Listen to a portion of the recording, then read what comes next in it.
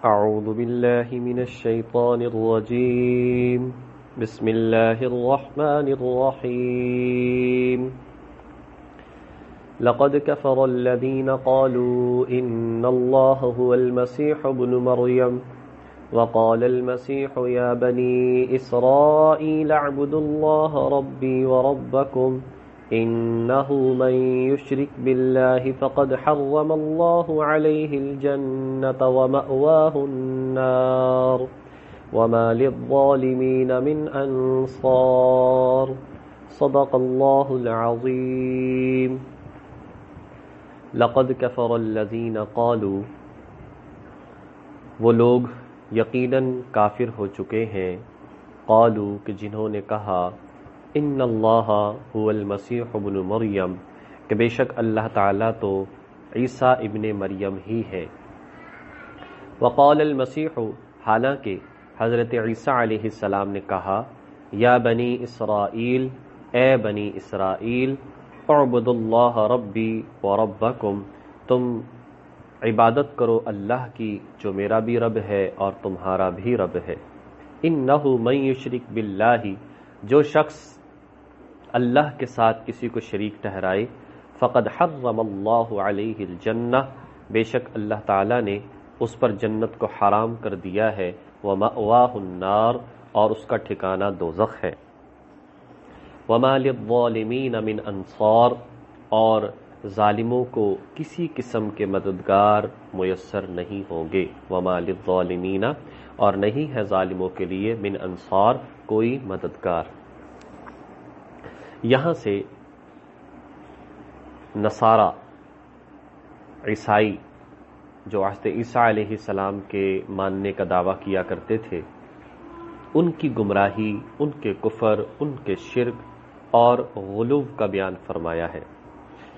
چند آیات میں انہی کا تذکرہ چل رہا ہے اس بات کو پہلے سمجھنا چاہیے قرآن کریم میں اور پہلی کتب میں جو عیسائیوں کے مختلف گروہ ہیں ان میں 3 بڑے گروہ ہیں جو پوری دنیا میں پائے جاتے ہیں باقی ایک ایک گروہ میں چھوٹی جماعتیں اور فرقے بہت سارے ہیں لیکن 3 مرکزی ان کے جو ہے وہ فرقے ہیں اور جماعتیں ہیں ایک نستوریہ دوسری یعقوبیہ اور تیسری ملکائیہ نستوریہ ان کا بنیادی عقیدہ یہ ہے حضرت عیسیٰ علیہ السلام اللہ کے بیٹے ہیں نعوذ باللہ جیسا کہ یہودیوں نے کہا تھا عزیر علیہ السلام اللہ کے بیٹے ہیں جیسا کہ مشرکین یہ خیال کرتے تھے کہ فرشتے اللہ کی بیٹیاں ہیں تو بہرحال یہ اللہ تعالیٰ کی اولاد کے قائل ہیں کہ عیسیٰ علیہ السلام اللہ کا بیٹا ہے نعوذ باللہ ظاہر ہے کہ یہ کفر ہے دوسرا یعقوبیہ کا بنیادی عقیدہ نظریہ یہ ہے عیسیٰ اور اللہ ایک ہی ہے نعوذ باللہ وہ اللہ جو سارے نظام کو چلانے والا ہے اب جب عیسیٰ علیہ السلام تشریف لائے تو انہوں نے اتنی عبادت کی تو گویا اللہ اس عبادت کی وجہ سے عیسیٰ علیہ السلام کے اندر آ گیا اب جو معجزات عیسیٰ علیہ السلام سے صادر ہوئے حالانکہ معجزے کی جو حقیقت ہے وہ تو یہی ہوتی ہے کہ ہوتا ہوا نبی سے نظر آتا ہے نبی کا اس میں عمل دخل اور اس کا اختیار نہیں ہوتا کرنے والی ذات تو اللہ کی ہوا کرتی ہے لیکن ان کا کہنا یہ تھا کہ یہ اللہ براہ راست کر رہا ہے اور اس کو سمجھنے کے لیے ہم سمجھ سکتے ہیں جیسا کہ لوہا ہو اور اسے آگ میں رکھا جائے اور اتنی دیر رکھا جائے کہ وہ بالکل آگ کی شکل اختیار کر لے آگ کا ہی انگارہ بن جائے اب جیسے آگ جلاتی ہے ایسے ہی اس انگارے نما لوہے کو کسی چیز پر لگایا جائے گا تو وہ بھی اسے جلائے گا آگ لگا دے گا تو کہتے ہیں کہ جیسے آگ کے اندر وہ تاثیر تھی اس کے اندر رہنے کی وجہ سے لوہے میں آ چکی ایسے ہی عیسیٰ علیہ السلام کے کثرت سے عبادت کی وجہ سے اللہ ان میں آ چکا نعوذ باللہ اسے کہتے ہیں عقیدہ حلول کہ حلول کرا ہو گیا حضرت عیسیٰ علیہ السلام کے اندر اللہ تعالیٰ ظاہر ہے کہ یہ بات بھی 100% غلط ہے اور تیسرا ان کا مرکزی جو فرقہ ہے وہ ہے ملکائیہ اس کا کہنا یہ ہے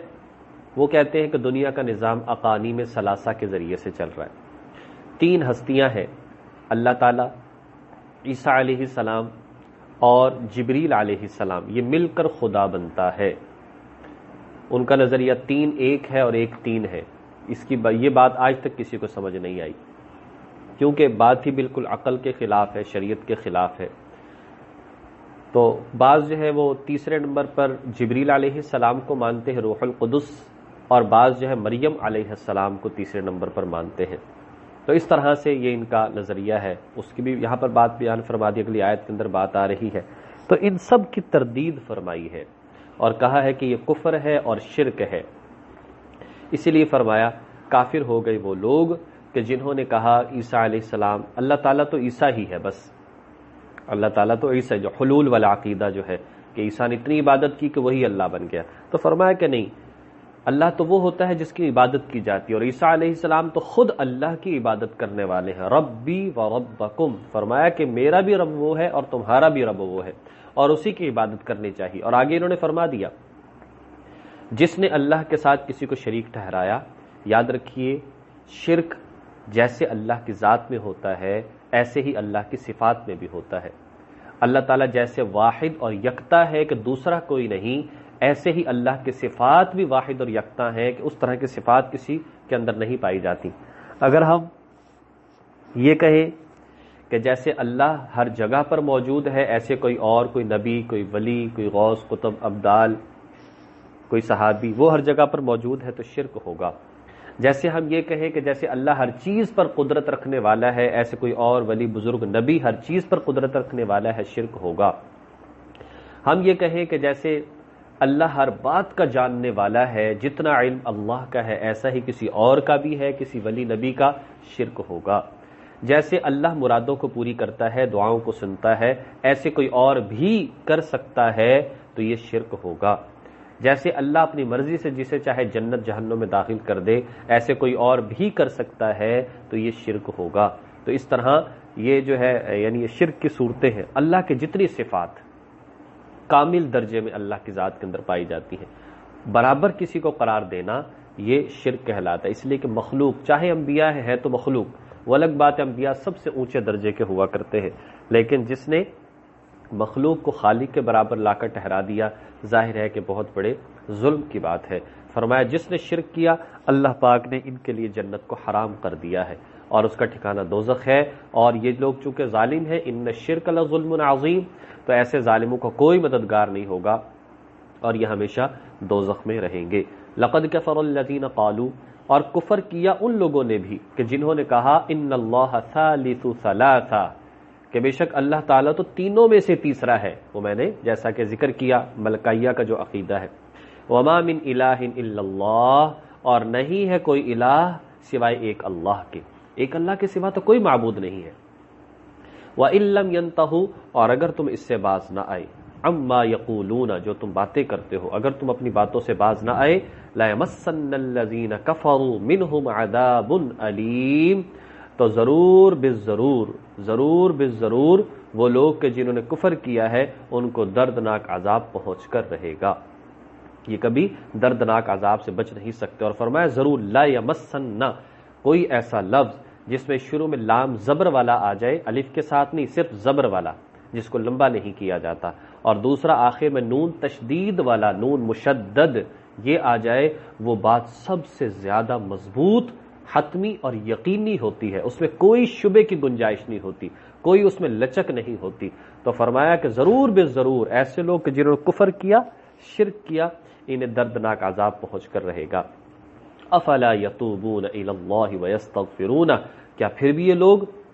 معافی کے لیے اللہ کی طرف رجوع نہیں کریں گے؟ افلا یتوبون، کیا پھر بھی یہ لوگ توبہ نہیں کریں گے الی اللہ، اللہ تعالیٰ سے، ویستغفرون، اور اپنے گناہوں کی معافی نہیں مانگیں گے؟ واللہ غفور الرحیم، حالانکہ اللہ تعالیٰ بڑا معاف فرمانے والا، رحم فرمانے والا ہے۔ حدیث مبارکہ میں آتا ہے، در منصور کی روایت ہے، ایک دروازہ ہے جو کھلا ہوا ہے اور کھلا رہے گا جب تک کہ سورج مغرب کی جانب سے طلوع نہ ہو جائے۔ جب سورج مغرب کی جانب سے طلوع ہو جائے گا، گویا کہ قیامت کا وقت آ جائے گا، وہ دروازہ بند کر دیا جائے گا، کسی کی توبہ قابل قبول نہیں ہوگی۔ یہ تو ہے اجتماعی بات۔ انفرادی بات، جب تک کسی کی موت کا وقت نہ آ جائے، جب تک کسی میں نزع کا عالم نہ آ جائے، اس وقت تک توبہ کا دروازہ کھلا ہے۔ بڑے سے بڑے گناہ سے توبہ ہو سکتی ہے اور قابل قبول ہے، لیکن کیفیت مرنے کی آ جائے، مرض الوفات پہنچ جائے، سانس جو ہے اکھڑنے لگے، اب انسان توبہ کرے تو وہ توبہ قابل قبول نہیں ہے۔ اس سے پہلے پہلے توبہ، ہر گناہ سے توبہ ہو سکتی ہے۔ اللہ جل شانہ ہمیں اپنے عقیدے کی درستگی، اپنے ایمان پر صحیح طریقے سے ثابت قدم رہنے کی اور اپنے اعمال سے وابستہ رہنے کی توفیق عطا فرمائے۔ وآخر دعوانا ان الحمد للہ رب العالمین۔